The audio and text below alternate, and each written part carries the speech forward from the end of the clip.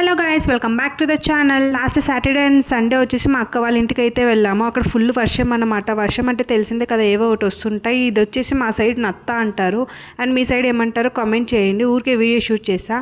And next day వచ్చేసి భీమమావాస్య, Sunday వచ్చింది ఈసారి. భీమమావాస్య అనేది చాలా స్పెషల్ డే కర్ణాటకలో. ఆ డే వచ్చేసి మెయిన్గా టెంపుల్స్కి వెళ్ళి పూజ చేసుకొని అండ్ వైఫ్స్ అంతా హస్బెండ్కి పూజ చేసి హస్బెండ్ ఆశీర్వాదం తీసుకోవాలి. మా ఇంటి దేవుడు వీరభద్ర స్వామి, సో టెంపుల్కి వెళ్ళాలని డిసైడ్ అయ్యి వచ్చాము. అండ్ పక్కనే శివాలయం టెంపుల్ ఉంటే అక్కడికి వెళ్ళి పూజ చేయించుకొని వచ్చాము. అండ్ అవుట్ సైడ్ వస్తూనే 2 రావి చెట్లు చాలా పెద్దవిగా ఉన్నాయి, కొంచెం పెద్దవిగా ఉన్నాయని షూట్ చేశాను.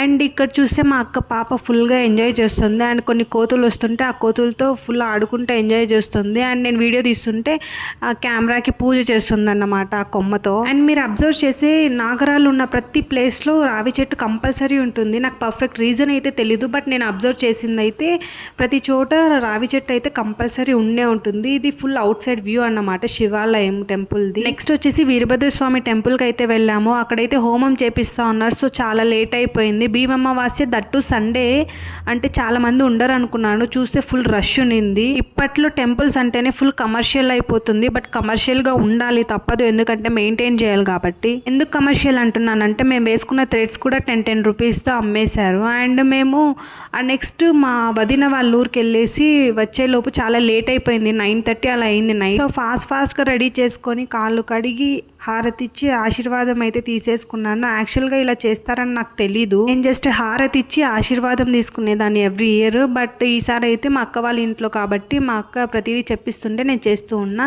అండ్ నాది అయిపోతుండే నెక్స్ట్ మా అక్క అయితే స్టార్ట్ చేసింది. ఇలా అయితే ఎండ్ చేసాము. మీ సైడ్ భీమమావాస్య ఎలా చేస్తారో కామెంట్ చేయండి. అండ్ ఈ వీడియో నచ్చినట్లయితే లైక్, షేర్ అండ్ సబ్స్క్రైబ్ చేసుకోవడం మాత్రం మర్చిపోకండి. Thank you.